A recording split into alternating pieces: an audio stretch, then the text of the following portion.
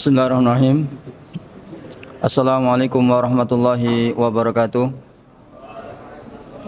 Alhamdulillahi rabbil alamin wa bihi nasta'inu ala umurid dunya waddin. Wassalatu wassalamu ala asyrafil anbiya'i wal mursalin wa ala alihi wa sahbihi wa man tabi'ahum bi ihsanin ila yaumiddin. Wa ba'd. Ayyuhatullah rahimani wa rahimakumullah. Alhamdulillah pada malam hari ini kita bisa berkumpul di majlis ini untuk naqra ma katabahul ulama fil aqidah, yang mana pada pertemuan terakhir kita telah membaca bab apa yang datang tentang dikeraskannya ancaman ataupun larangan fiman abadallaha inda qabri rajulin salih, tentang orang yang menyembah Allah di sisi kuburan orang saleh.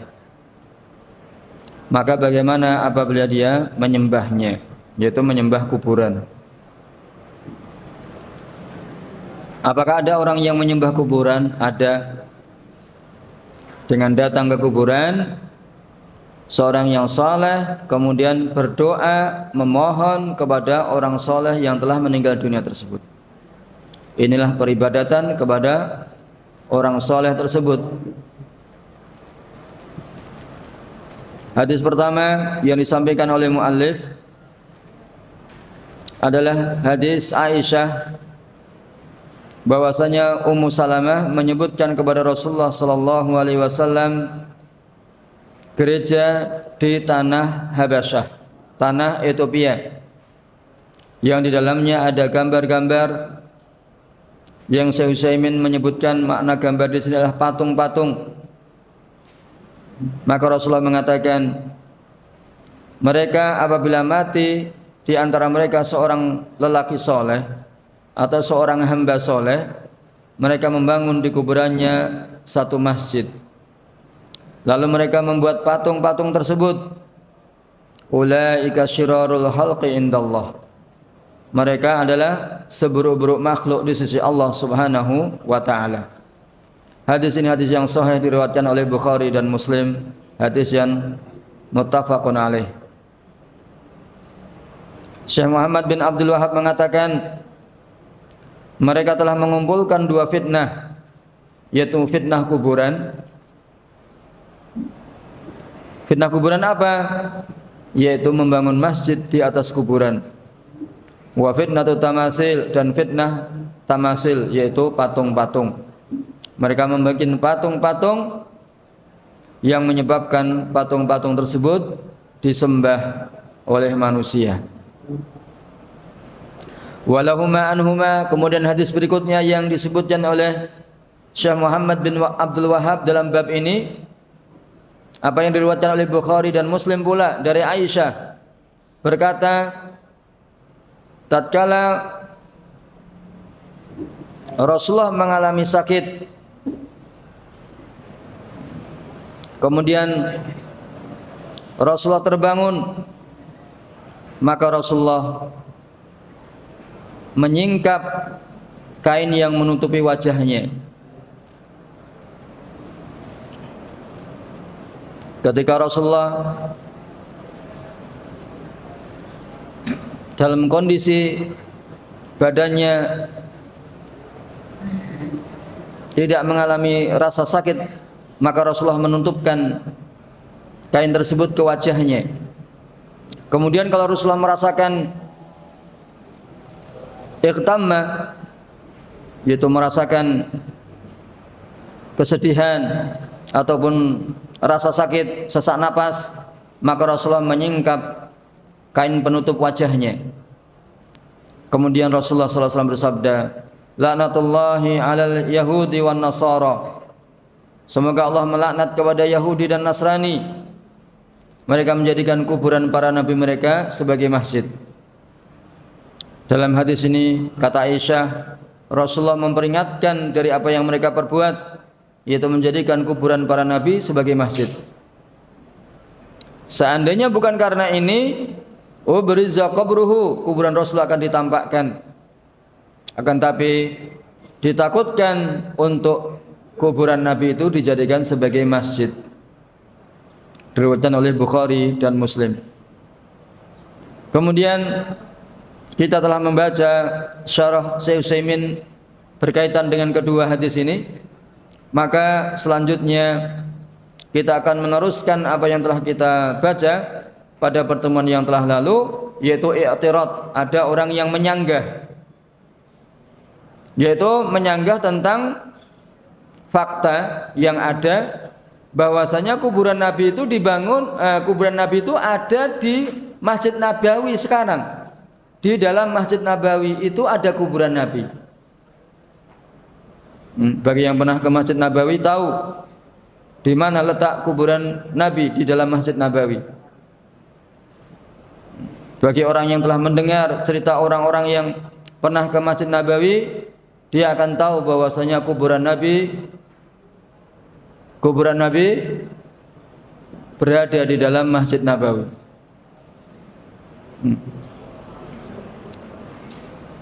Maka bantahannya sebagai berikut telah kita bacakan, namun kita ulangi pada pertemuan kali ini.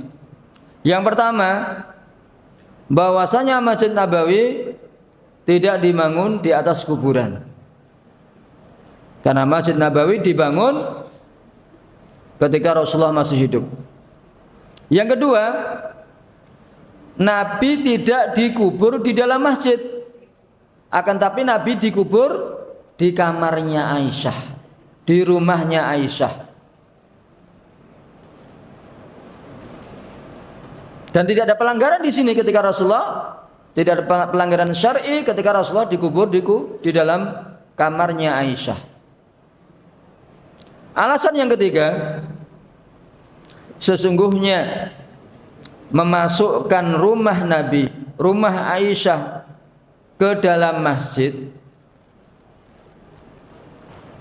ini tidak dengan kesepakatan para sahabat. Karena ketika terjadi perluasan Masjid Nabawi di tahun 94 Hijriah, kebanyakan para sahabat telah meninggal dunia ataupun banyak pula yang keluar atau hijrah dari Madinah. Dan para sahabat yang tersisa, mereka tidak sepakat menyetujui dimasukkannya kuburan Nabi ke dalam masjid. Termasuk pula Sa'id bin Al-Musayyib tidak menyetujui dimasukkannya kuburan Nabi ke dalam masjid. Bantahan ketiga. Bantahan yang keempat, bahwasanya kuburan Nabi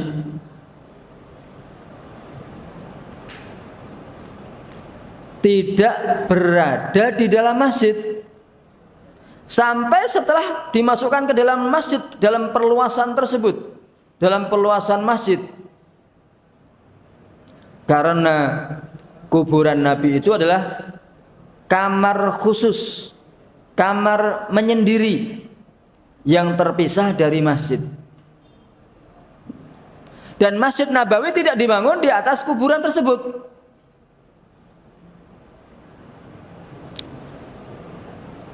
Dan kuburan Nabi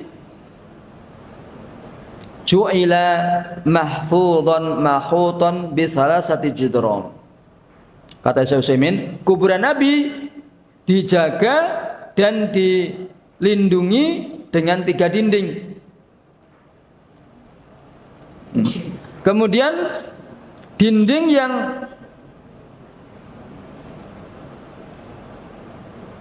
itu menghadap kiblat dijadikan musallas, segitiga.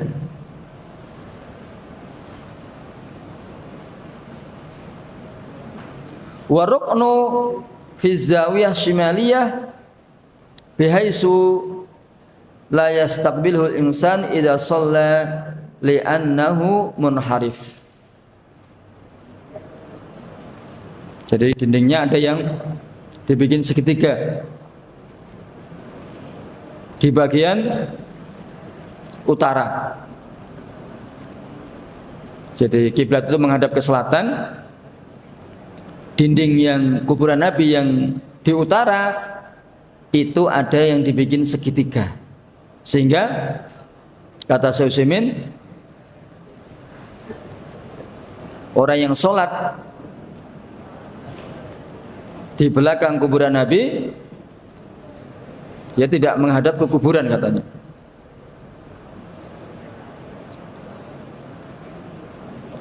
Intinya antara lokasi kuburan dan lokasi masjid itu terpisah dengan 3 dinding. Yang dengan keberadaan 3 dinding itu para ulama mengatakan lokasi kuburan terpisah dari lokasi masjid. Yang siapa yang sholat di samping dinding kuburan yang paling luar, ataupun yang kalau sholat dia menghadap ke dinding kuburan, tidak dianggap, tidak dihitung sholat di kuburan. Intinya demikian. Karena sudah disekat dengan 3 dinding. Nah ini kalian yang pengen lihat, nah, seperti ini gambarnya.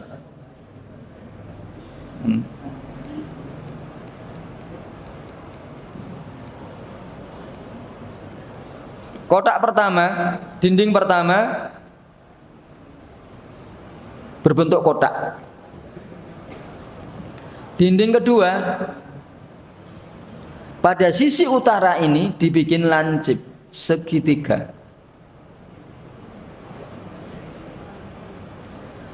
Dinding ketiga, nah seperti gambarnya.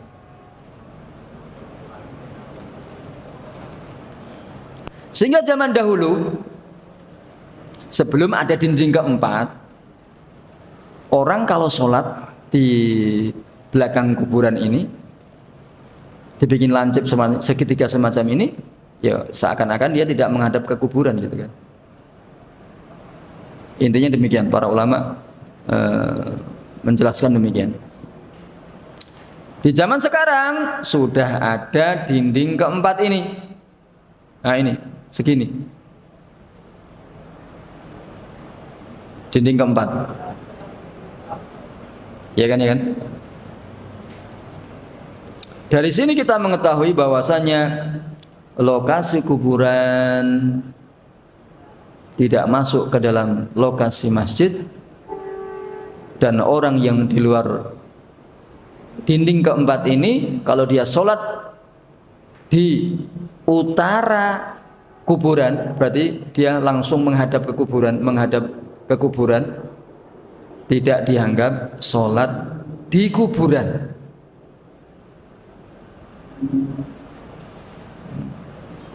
Jadi itu bantahan para ulama. Di sini yang menyampaikan adalah Syekh Utsaimin berkaitan tentang syubhat.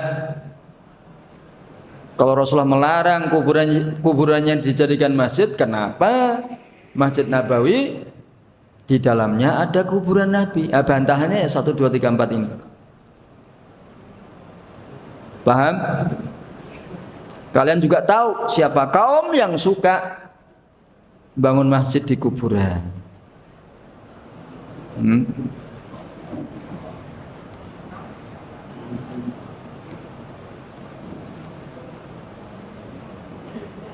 Dari ini semua hilang iskal, hilang kerumitan yang digunakan hujjah oleh ahlul kubur. Itu orang-orang yang suka menyembah kuburan. Wa yaquluna hadza mundu ahli tabi'in ilal yaum. Dibikin dinding yang berlapis-lapis ini sejak zaman tabi'in sampai hari ini.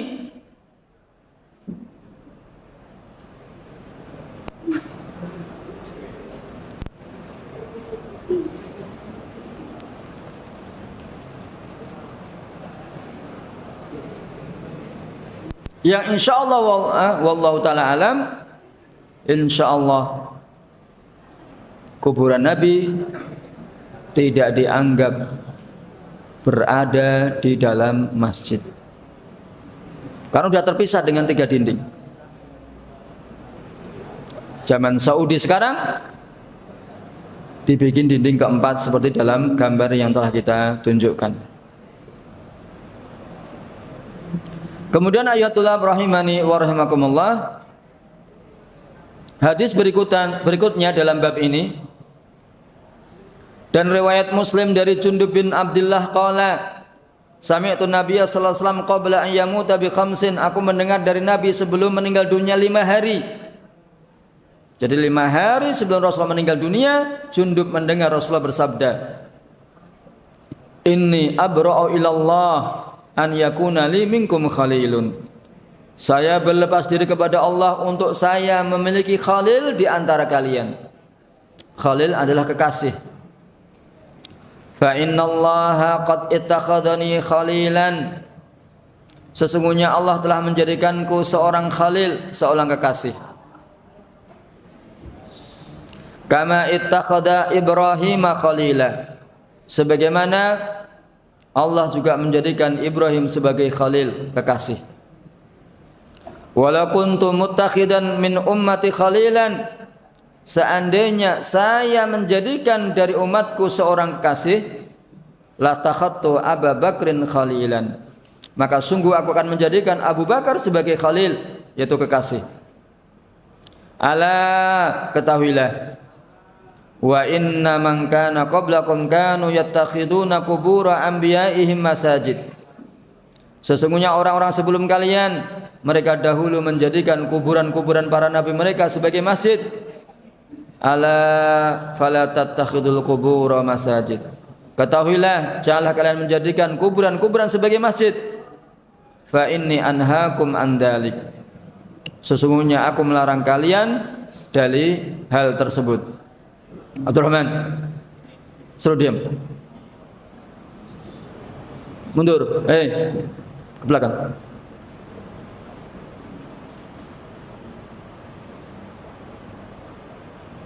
Hadis ini diriwayatkan oleh Muslim.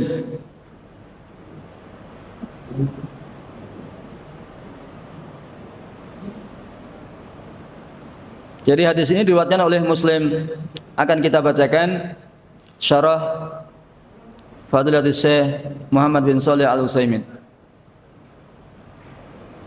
Bi khamsin ay khamsi layalin, yaitu 5 hari atau 5 malam. Jadi Jundub mendengar sabda Rasulullah ini 5 hari sebelum Rasulullah meninggal dunia. Akan tapi bangsa Arab memutlakkannya dengan al-ayyam wal layali, hari-hari atau malam-malam. Jadi khamsin di sini artinya 5 hari atau 5 malam gitu. Kemudian sabda Nabi tadi, abra'u, ubarri'u. Abra'u, lafadznya abra'u. Dan makna bara'ah, abra'u masdarnya bara'ah. At-takhalli ay atakhalla an yakuna li minkum khalil. Takhalli yaitu berlepas diri, yaitu saya berlepas diri untuk saya memiliki kekasih di antara kalian. Jadi hadis ini menerangkan bahwasanya Rasulullah tidak memiliki kekasih dari kalangan manusia. Dan kata khalil artinya alladzi yablughu fil hubbi ghayatahu, yaitu orang yang cintanya itu mencapai puncaknya, itu namanya khalil. Li'anna hubbahu yakunu qad takhallala al-jisma kullahu, karena kecintaannya sudah masuk atau meresap ke dalam seluruh tubuhnya. Kalau orang yang cintanya sudah merasuki seluruh tubuhnya, maka ini namanya khalil. Sebagaimana perkataan seorang penyair, qad takhallaltu qad takhallalat maslakur ruhi minni wa bidza sumyal khalilu khalila. Sungguh jalannya ruh telah merasuk di dalam diriku. Karenanya Khalil itu dinamakan dengan Khalil. Kekasih itu dinamakan dengan Khalil. Intinya bahwasanya seorang Khalil adalah orang yang cintanya itu sudah mencapai puncaknya. Yang mana tingkatan cintanya tidak ada di atasnya lagi, sudah maksimal. Itu namanya Khalil. Wal khullah itu lebih agung, atau jenis-jenis kecintaan yang paling agung, paling besar dan paling tinggi. Dan Allah tidak menetapkan khullah ini kecuali kepada dua orang dari hambanya, yaitu Ibrahim alaihissalam, berdasarkan firman Allah Ta'ala, wattakhadallahu Ibrahima khalila. Dan Allah menjadikan Ibrahim sebagai khalil, sebagai kekasih. Ini nas dari Al-Quran bahwasanya Allah telah menjadikan Ibrahim sebagai kekasihnya. Dan yang kedua, atau orang kedua yang dijadikan kekasih Allah adalah Muhammad sallallahu alaihi wasallam, berdasarkan sabda Nabi, innallaha ittakhadani khalilan kama ittakhadha Ibrahim khalila. Sesungguhnya Allah telah menjadikanku kekasih sebagaimana Allah telah menjadikan Ibrahim sebagai kekasih. Nas dari Rasulullah sallallahu alaihi wasallam bahwasanya Allah telah menjadikan Ibrahim dan Muhammad sebagai kekasih. Ini tingkatan paling tinggi yang tidak dimiliki oleh para hamba yang lainnya. Jadi kedua hamba ini, kedua nabi ini memiliki derajat yang tinggi di sisi Allah Subhanahu wa taala, sehingga keduanya dijadikan kekasih dari para makhluknya. Kemudian Syekh Utsaimin mengatakan, dari sini kita mengetahui akan kebodohan yang besar yang diucapkan oleh orang-orang awam. Mereka mengatakan bahwasanya Ibrahim Khalilullah, sedangkan Muhammad Habibullah. Maka perkataan ini menunjukkan merendahkan Rasulullah sallallahu alaihi wasallam, karena derajat mahabbah itu di bawah khullah. Artinya Rasulullah sallallahu alaihi wasallam derajatnya lebih rendah daripada derajatnya Nabi Ibrahim, derajat khullah. Dan ini sama saja tidak mempercayai sabda Nabi tadi, innallaha ittakhadani khalilan. Sungguh Allah telah menjadikanku kekasih. Maka jangan sampai salah untuk menyebut atau mengatakan bahwasanya Nabiyuna Habibullah. Karena orang yang mengatakan ini bahwasanya Muhammad adalah Habibullah, ini merendahkan atau menurunkan derajat Rasulullah sallallahu alaihi wasallam. Karena Nabi kita Muhammad sebagaimana Nabi Ibrahim adalah Khalilullah, kekasih Allah. Jadi yang kita ucapkan adalah Muhammad Khalilullah, bukan Habibullah. Ini mudah-mudahan dipahami.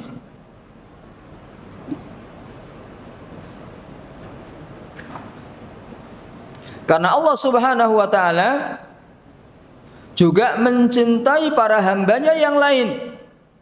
Innallaha yuhibbul muhsinin, innallaha yuhibbus sabirin. Allah mencintai orang yang berbuat baik, Allah mencintai orang-orang yang sabar. Di sini ada mahabbah di sini. Dan ini umum.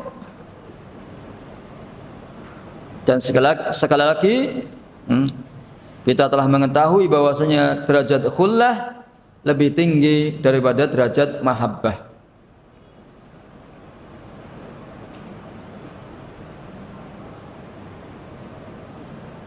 Ayyuhal ikhwan rahimani wa rahimakumullah. Perkataan Nabi tadi, sesungguhnya Allah telah menjadikanku sebagai kekasih sebagaimana Allah telah menjadikan Ibrahim sebagai kekasih atau khalil. Ini adalah illah atau illat atau sebab dari sabda Nabi sebelumnya, sesungguhnya saya berlepas diri kepada Allah untuk saya menjadikan di antara kalian seorang kekasih.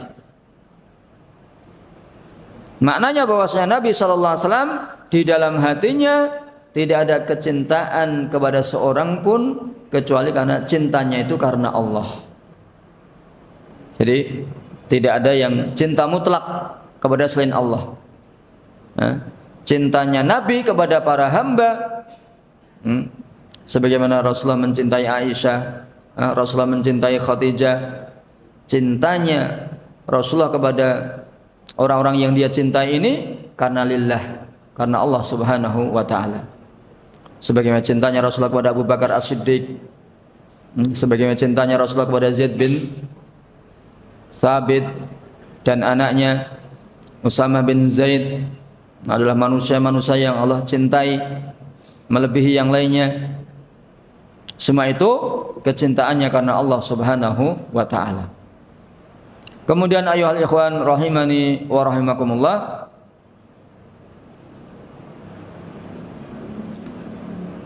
perkataan Nabi, seandainya aku menjadikan dari umatku seorang kekasih, maka aku akan menjadikan Abu Bakar sebagai khalil. Ini adalah nas yang menunjukkan bahwasanya Abu Bakar adalah seutama-utamanya para sahabat. Dan Abu Bakar lebih utama daripada Ali bin Abi Thalib radhiyallahu anhuma. Dan ini atau nas dari sabda Nabi sallallahu alaihi wasallam ini di dalamnya ada bantahan, ada raddun ala Rafidhah. Ada bantahan kepada kaum Rafidhah yang mereka menyangka bahwasanya Ali lebih utama daripada Abu Bakar As-Siddiq. Nas yang sharih, nas yang gamblang dari Rasulullah sallallahu alaihi wasallam untuk membantah keyakinan bid'ah, keyakinan sesat yang ada pada diri orang-orang Rafidhah, Syiah Rafidhah, yang menyatakan bahwasanya Ali lebih utama daripada Abu Bakar dan Umar dan Utsman. Penyimpangan yang jauh dari sabda Nabi sallallahu alaihi wasallam ini. Dan dari sabda Nabi ini kita mengetahui bahwasanya Abu Bakar adalah manusia, sahabat yang paling utama dibandingkan para sahabat yang lainnya. Karena Rasulullah mengatakan, seandainya saya menjadikan kekasih, maka saya akan menjadikan Abu Bakar sebagai kekasihku. Kemudian ala artinya litanbih, untuk peringatan. Wa hadhil jumlah minal hadis al-awwal lakinnahu ibtada'aha bitanbih li ahammiyatil maqam. Jumlah ini termasuk hadis yang pertama, akan tapi Rasulullah membukanya untuk tanbih, untuk peringatan, karena pentingnya apa yang akan disampaikan oleh Rasulullah sallallahu alaihi wasallam setelahnya. Setelah ala itu artinya penting, karena ada tanbih di sini. Kemudian sabda Nabi sallallahu alaihi wasallam, ala fala tattakhidhu, ketahuilah janganlah kalian menjadikan. Ini juga peringatan lain dari Nabi sallallahu alaihi wasallam yang melarang untuk menjadikan kuburan-kuburan para nabi sebagai masjid.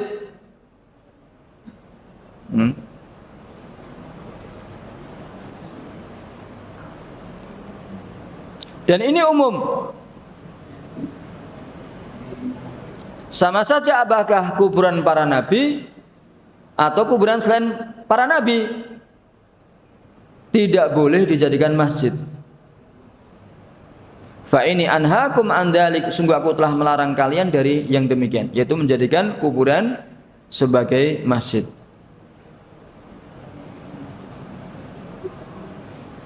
Dari hadis ini kita bisa mengambil beberapa fawaid. Yang pertama, Nabi SAW berlepas diri untuk dia menjadikan seorang kekasih karena hatinya penuh dengan kecintaan kepada Allah Subhanahu wa ta'ala. Jadi seorang hamba yang derajat keimanannya tinggi, di dalam hatinya tidak ada kecintaan kecuali mencintai Allah Subhanahu wa ta'ala. Kalau berkaitan dengan hamba, tidaklah dia mencintai orang lain kecuali karena Allah Subhanahu wa ta'ala. Maka tidak benar perkataan orang-orang yang mengatakan cinta mati, ya kan? Ada seorang yang mencintai lawan jenisnya dengan mengatakan cinta mati. Maknanya apa? Kalau tidak mendapatkannya lebih baik mati. Ya kan? Ini kecintaan yang berlebihan. Enggak boleh semacam itu.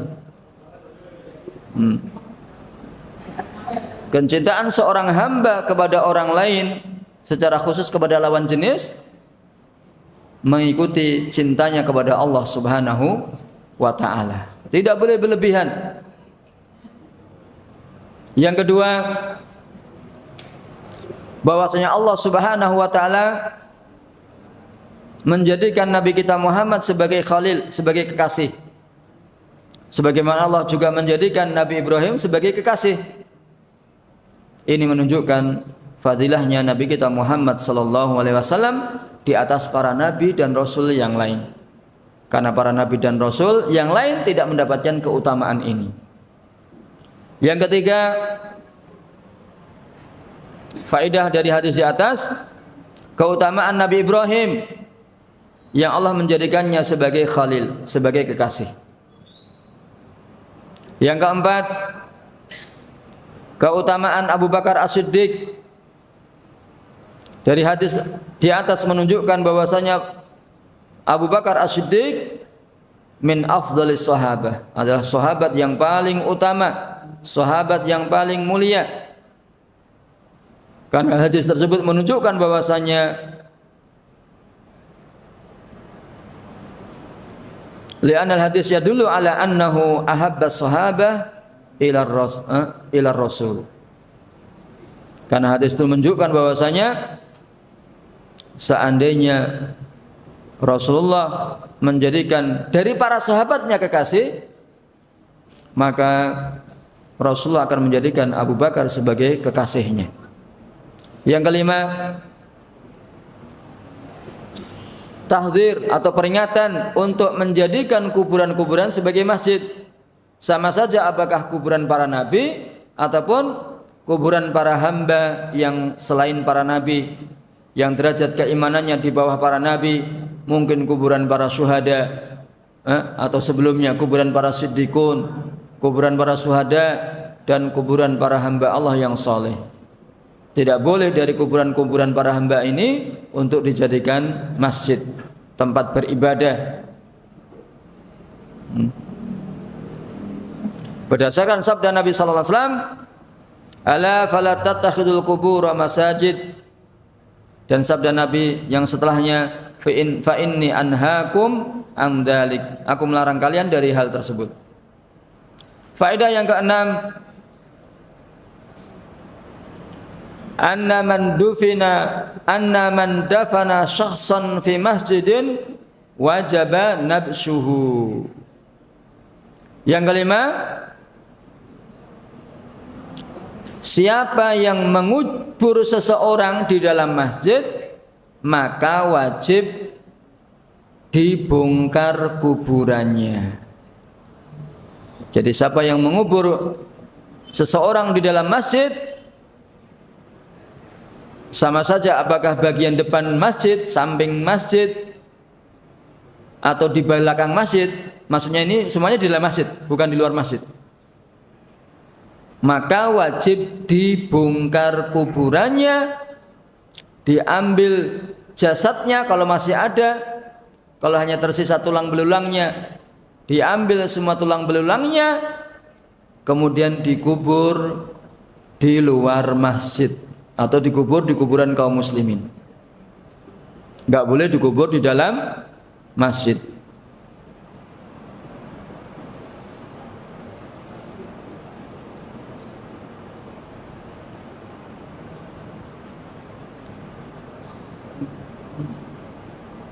Yang kita saksikan di masyarakat, banyak sekali banyak sekali masjid-masjid yang dibangun di kuburan, di samping kuburan.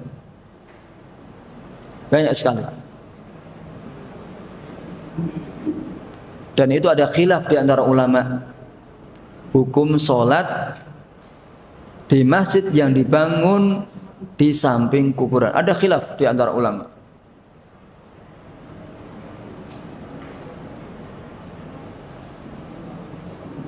Akan sah tidaknya sholat di kuburan, di masjid tersebut. Ada khilaf di antara ulama. Namun saya mengambil pendapatnya Syekhuna Syekh Abdul Muhsin Abbad, yang dia ditanya, wahai Syekh, di Indonesia kami itu banyak sekali masjid-masjid dibangun di samping kuburan. Apa hukum sholat di dalam masjid ini ya Syekh? Maka Syekh mengatakan yang maknanya selama ada pemisah antara kuburan dan masjid, yaitu berupa tembok masjid, maka sholat di masjid tersebut sah. Jadi ada pemisah antara lokasi kuburan dan lokasi masjid. Dengan adanya tembok masjid, maka sholat di masjid tersebut adalah sah.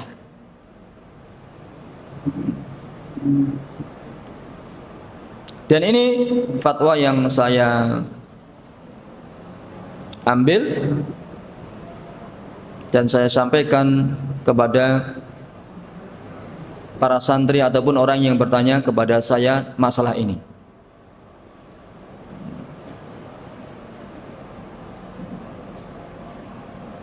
Di sana ada pendapat lain, harus ada jalan pemisah antara masjid dengan kuburan, ada jalan setapak yang memisahkan.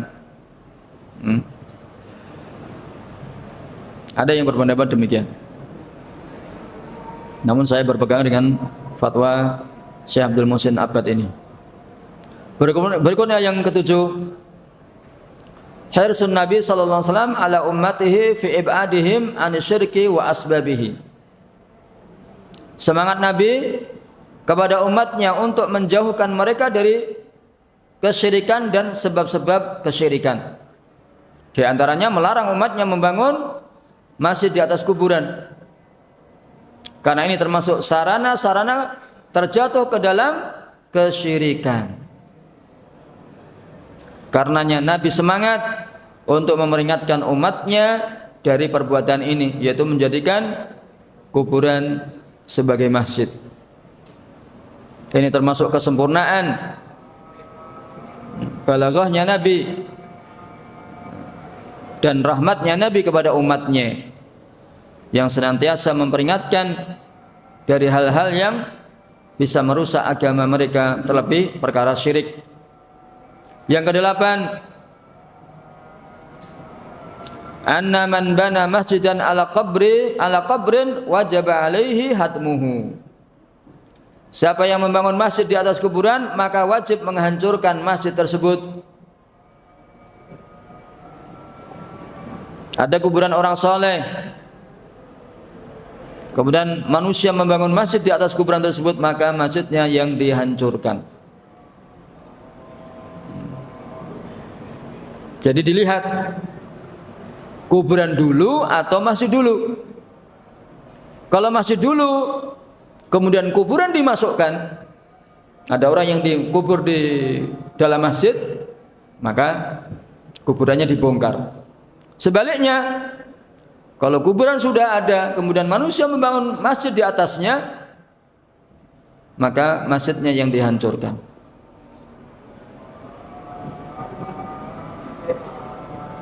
Bagaimana dengan seperti tadi, masyarakat membangun masjid di samping kuburan? Maka jawabannya tidak masalah selama ada pemisah antara lokasi kuburan dan lokasi masjid, ada pemisah yaitu dinding masjid. Sama saja apakah kuburan itu di depan masjid atau di kiblatnya masjid, di samping kanan atau di kirinya, apalagi di belakang masjid, tidak mengapa.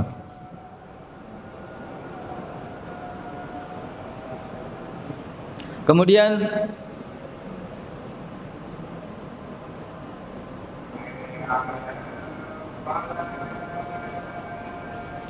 qala Syekh Muhammad bin Abdul Wahhab, faqad naha anhu fi akhir hayatihi. Sungguh Nabi telah melarang darinya di akhir hidupnya, yaitu melarang membangun masjid di atas kuburan. Summa innahu la'ana, kemudian Rasulullah melaknat man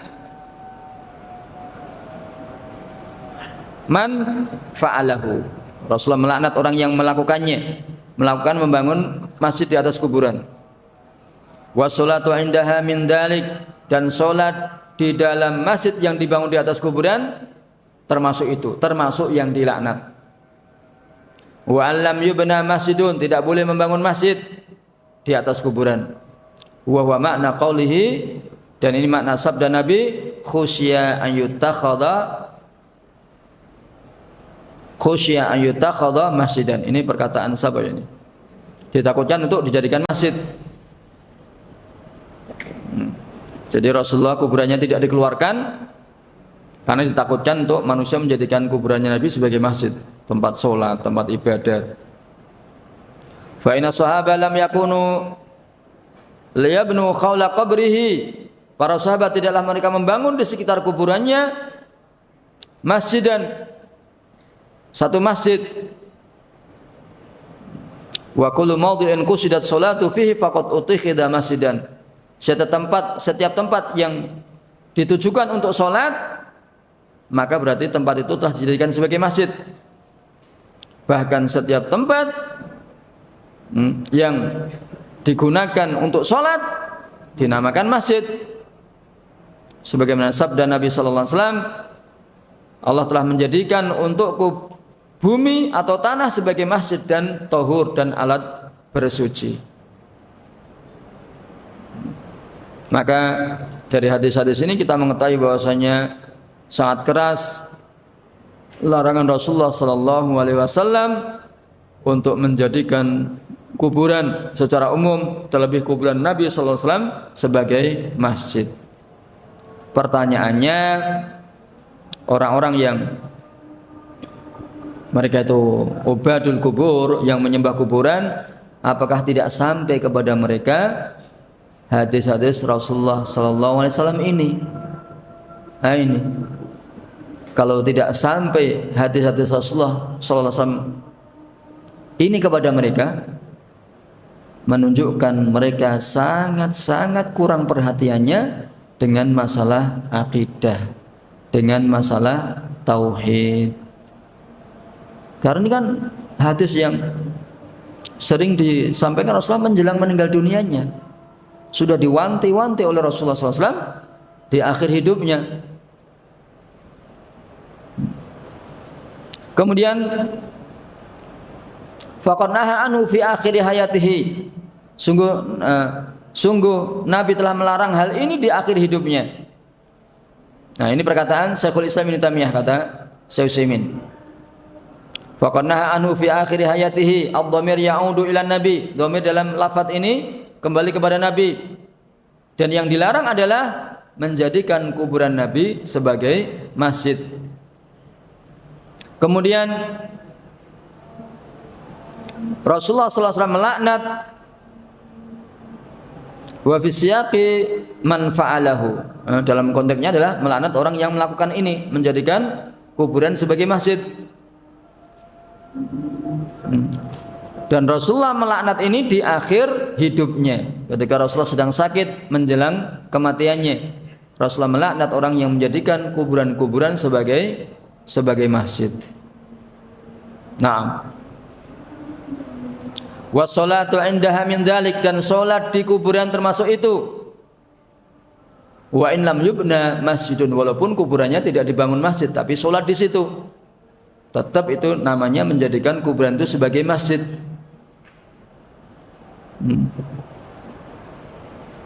Fitnah kubur banyak sekali terjadi di umat ini. Ada yang sebatas bid'ah, ada yang sampai bid'ah kufriyah, bid'ah kekufuran yang mengeluarkan dari Islam. Maka sangat penting bagi kita untuk mempelajari akidah sahihah, dengan merujuk perkataan para ulama, dengan mendengarkan para ulama ataupun membaca buku-buku para ulama yang menerangkan akidah yang benar. Jangan sampai kita terjatuh dalam kesalahan dalam masalah akidah. Kemudian ayuhal ikhwah rahimani wa rahimakumullah, ada satu solat yang diperbolehkan secara syariat untuk dilakukan di kuburan. Solat beneran, yaitu solat jenazah. Boleh solat di kuburan. Kapan? Ketika dia punya keluarga atau tetangga yang meninggal dunia dan telah dikubur, kemudian dia tidak sempat mensolatkan sebelum dikubur, maka dia boleh solat di kuburannya. Bagi orang yang terlambat untuk mensolatkan, boleh solat di kuburannya. Solat jenazah persis dengan solat jenazah, cuman dilakukan di kuburan orang yang telah dikubur.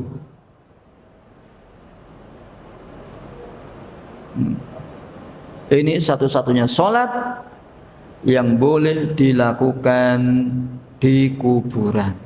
Selain itu tidak diperkenankan, hukumnya haram. Ayuhal tullab rahimani wa rahimakumullah, ini yang bisa kita sampaikan pada pertemuan kali ini, mudah-mudahan bermanfaat. Kita tutup dengan doa kafaratul majlis. Subhanakallahumma rabbana wa bihamdika asyhadu an la ilaha illa anta astaghfiruka wa atubu ilaik. Wa sallallahu ala nabiyina Muhammad. Wassalamualaikum warahmatullahi wabarakatuh.